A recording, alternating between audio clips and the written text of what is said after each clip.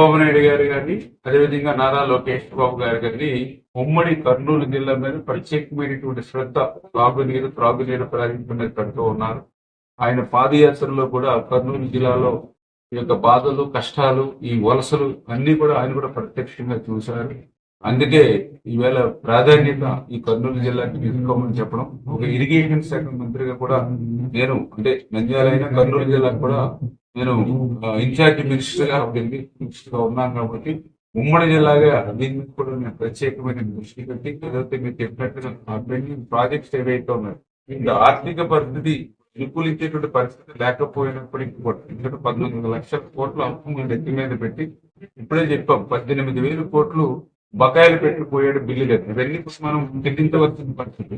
ఇప్పుడు కూడా మేము ఎవరైనా మంత్రులు నలుగురు కలిస్తే ఇప్పుడు మొన్ననే మేము సత్యకుమార్ గారు ఏదైతే మన ఆరోగ్య శాఖ మంత్రి అయితే నేను అడిగాడు ఎన్ని అప్పులున్నాయి మీ బిల్లు లేదంటే నేను 18,000 కోట్లు అన్నాను.